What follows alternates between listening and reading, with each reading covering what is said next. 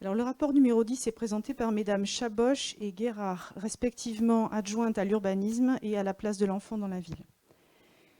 Il a été préparé avec la direction des ressources partagées et il propose d'approuver une série de mesures mises en œuvre par la ville de Marseille pour sécuriser et aménager les abords des écoles. Vous voyez défiler à l'écran des photos prises ces derniers jours aux abords d'écoles marseillaises. On va rester sur celle-là. Voilà. Je vous invite à les observer. Ce qu'on voit là, c'est juste le quotidien des familles, mais également des riverains qui circulent aux abords des écoles. Et on voit clairement que du fait de trottoirs étroits, d'espaces qui ne sont pas pensés pour le stationnement des usagers de ces rues, eh bien on a un stationnement anarchique à cheval omniprésent. Des véhicules qui sont dans le chaos, que ce soit des deux roues ou des voitures, et des enfants qui circulent sur la chaussée en fait. Et c'est vrai avec les poussettes, les mamans enceintes, etc., devant à peu près la totalité des écoles du secteur. Non pas que rien n'ait été fait pour sécuriser les abords des écoles, mais on constate qu'aujourd'hui, l'état de la situation est que les mesures sont insuffisantes. Et donc, on se propose de reprendre l'ensemble des abords des écoles dans un plan structuré. Les accidents arrivent, parfois mortels. Fort heureusement, ils ne sont pas très fréquents, mais ils arrivent. Et s'ils ne sont pas plus fréquents, c'est au prix d'une vigilance extrême des agents municipaux qui accueillent nos petits chaque jour au portail. Et c'est aussi grâce à la vigilance extrême des parents sur le chemin de l'école chaque jour. Nous souhaitons que ce trajet, le matin et le soir, ne soit plus un moment de tension, ne soit plus un moment dangereux.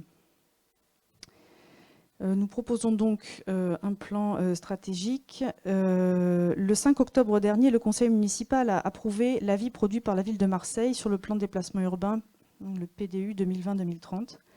Nous nous sommes engagés notamment à inclure un véritable plan piéton prévoyant des mesures complémentaires comme la fermeture de la circulation devant les écoles, au moins aux heures d'entrée et de sortie des élèves, avec mise en place d'une réglementation progressive et graduée, pour aider les habitants à prendre conscience de la nécessité de circuler autrement, pour notamment favoriser bien entendu les arrivées des enfants et des familles, mais aussi des ambulances, des pompiers, des services d'urgence, des artisans, etc. Donc vous voyez circuler à l'écran quelques images prises à Paris. Paris a développé, comme nous souhaitons le faire, mais un peu plus tôt que nous, un plan qu'ils appellent Rue aux écoles. Ils sont partis des demandes des écoles et ils ont aujourd'hui déjà réaménagé plus de 100 écoles. Ça, c'était les données à fin septembre, ça a dû augmenter encore. Ce qu'on voit ici, ça n'est rien d'extraordinaire. On voit des barrières, mais elles sont posées d'une certaine façon. On voit des poteaux qui ferment à la circulation l'entrée de cette rue. On voit un marquage au sol de grande taille et en bon état, c'est-à-dire qui est bien visible. Et donc, c'est ce genre de choses que Marseille va avoir vocation à faire partout où ce sera possible. Les coûts les coûts et les délais ne sont pas forcément très importants.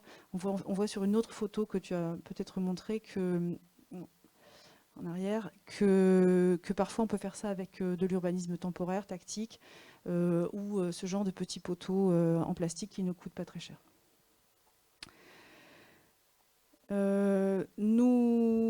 Donc ces aménagements sont largement du ressort de la métropole Aix-Marseille-Provence, qui a compétence sur les aménagements de voiries et des trottoirs à Marseille.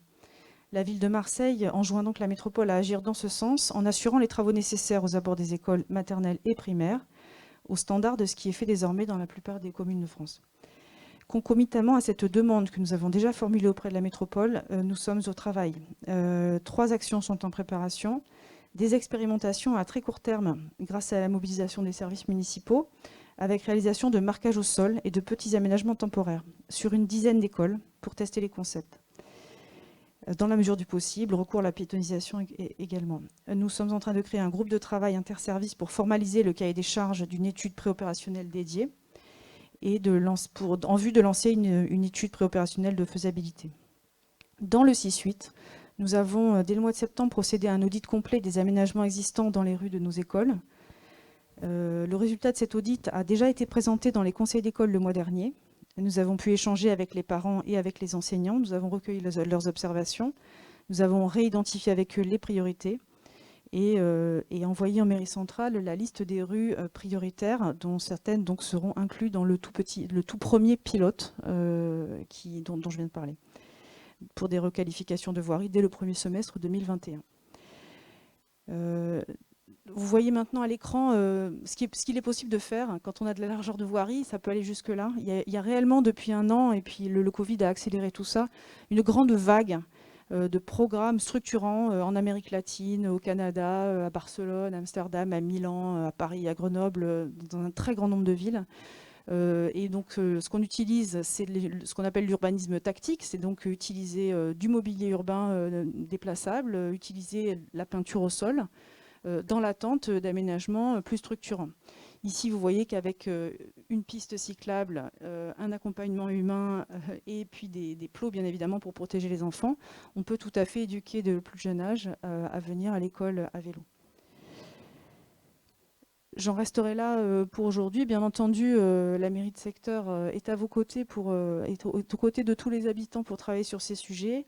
Et je sors à l'instant de la toute première réunion de travail avec la métropole sur le sujet de ce qu'on voit à l'écran en ce moment, donc des pistes cyclables. Et donc nous avons bon espoir de pouvoir enfin travailler de façon opérationnelle sur les pistes pour le 6-8.